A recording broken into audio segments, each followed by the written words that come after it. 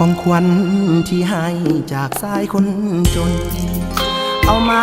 มอบให้หน้ามนในวันที่น้องแต่งงานพร้อมคำอวยพรให้งามงานหักกันยืนนานพี่น้องก็มาร่วมงานของตาหวานด้วยความยินดีขอให้สุขีเถิดนะบังอ่อนน้องได้เคียงคู่หัวหมอนอวยพรให้น้องหั่งมีคนจนอย่างอายเอาใจสวยน้องนั้นเต็มที่ศาสนาถ้าว่าบุญมีขอหาคนดีกับน้องแก้วตาตานี้อายจนยอมทนหลีกทางเพื่อให้น้องนางสมหวังดังปรารถนาเงินทองแก้วแหวนปันละแค้นอายบ่มีปัญญาจะซื้อให้น้องการดาสิ่งนี้นายอมแล้วคนดี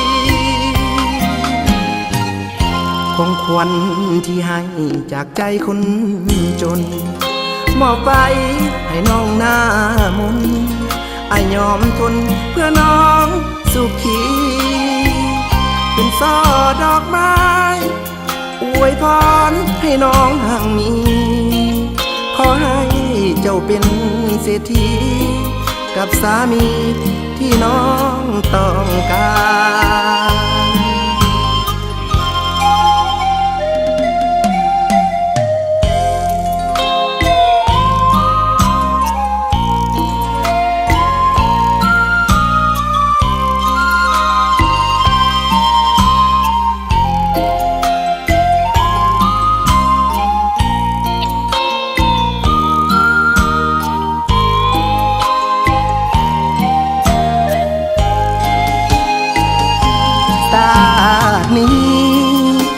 จนยอมทน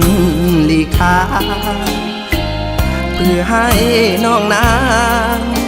สมหวังดังปรารถนา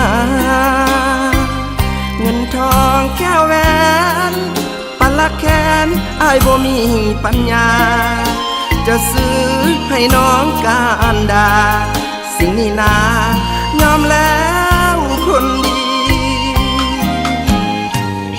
ของขวัญที่ให้จากใจคนจนมอบไปให้น้องหน้ามนอายยอมทนเพื่อน้องสุขีเป็นช่อดอกไม้อวยพรให้น้องห่างมีขอให้เจ้าเป็นเศรษฐีกับสามีที่น้องต้องการ